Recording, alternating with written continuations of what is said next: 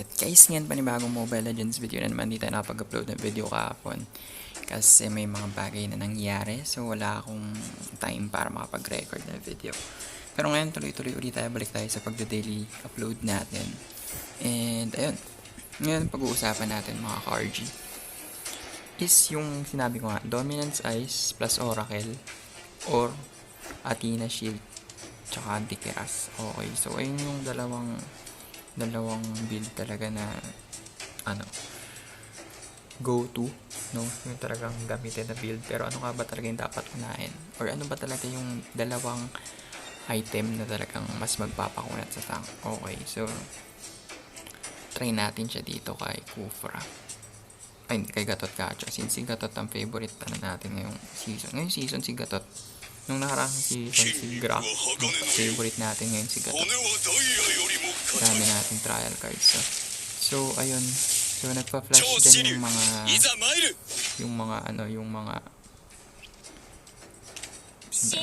malakas yun kapag lagi. Nagpa-flash ngayon yung mga shoutouts niya. Okay, nagpa-flash yung mga shoutouts niya dyan, so okay magpalala. So sa lahat ng mga may shoutouts, comment down below lang. So i-flash natin yung mga maunang 5 na ng mga tao. 3 to 5 shoutouts tayo kada araw. Depende sa nagko-comment. Okay, so bago lahat, mag-subscribe pala kayo sa ating YouTube channel, no? So, ayun, simulan na natin. So, explain muna natin. So, balik tayo mga ka-RG, dun tayo sa Oracle. Ito ngayon, unique passive niya is Bless, Raises Shield. Bless yung tawag. Raises Shield Absorption and HP Regeneration effects by 30%. So, 30% for example, may shield ka na worth, yung Athena Shield na worth 2,000 points. So, nag-i-increase ng 30%. So, 30% ng 2,000 is 600 if I'm not mistaken. So, may madadagdagan ng 600 HP yung shield mo. And at the same time, kung ilan yung HP regen mo, no, mas madadagdagan siya ng 30%. And aside from that, applicable siya din sa may passive na to, yung Brave Smite. So, yung Brave Smite is grants max heal. Basta lahat ng may healing effect, no?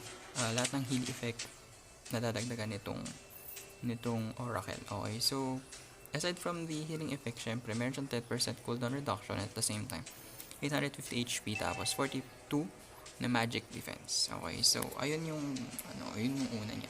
So mamaya natin explain yung combination. And next naka-partner niya is yung Dominance Ice. Yung Dominance Ice naman, doon tayo sa unique passive, mayroon siyang 10% cooldown reduction, and at the same time meron ding pampabagal effect. So very useful to in terms of Claude, basta yung mga marksman na nakadepende sa speed and then sa attack speed, no? So ito yung maganda, and pwede rin itong gamitin kay Granger para mapabagal yung movement speed ni Granger, no? So, pumabagal na yung movement speed niya, and at the same time, pumabagal yung attack speed ng mga heroes. Okay. Na malapit. So, magandang boost yun, no? So, next natin is the Antikiras. So, Antikiras, ay, yung so, yung pinaka-specifications is 500 mana, 70 physical defense, and then plus 5% movement speed. So, medyo bibilis na yung takbo mo kung tank ka. So, ito na, Antikiras naman is 920 HP. Dito na tayo specifications, 920 HP, plus 54 physical defense, plus 30 HP regen. Tapos, yung passive niya is when an enemy hero attacks, reduces physical and magic attack by 6%. This effect lasts 2 seconds, stacks up to 3 times. So, most probably, nababawasan na up to 18%. Okay, ang up to 18% yung physical and magic attack ng mga nakapaligid sa'yo. Okay, so medyo okay din siya. Next tayo is the Athena Shield. Okay, so the Athena Shield specifications, 100 HP, 62 magic defense, then 20 HP regen. Tapos may shield ka na up to 170 to 1,150 points. So, 150 HP na rin yung health points. So, mas makunat. Okay. So, ito na. So, pag-usapan natin yung combination. So, in terms of the combination kasi, no, pag pinagsama niyo yung Oracle at Dominance Ice, ang makukuha nyo talaga is the effect, okay? Yung effect talaga niya. So, which is very useful in terms of team fight. For example, the regeneration effect. Yung regeneration effect, kailangan yan eh. Early game. Okay, early game kasi may mga skirmish battles na. Ano ba ibig sabihin ng skirmish? Yung mga 3v3, yung mga 2v2 battles, ganun. So, yun yung mga kailangan. Hindi ka na kailangan umuwi. O, hindi mo na kailangan umuwi kapag may oracle ka early game. So, very, very okay yun kasi alam yun, mas mabilis kayo makapag-rotate sa map. No? Dito naman, sa dominant size, kapag pinagsama nyo siya ng oracle, may cooldown reduction, body and total cooldown reduction nyo is 20%, and then at the same time, meron na kayong 42 magic defense, and then 70 physical defense. And at the same time, sa clash, may palag na kagad kayo kapag may build ka nito.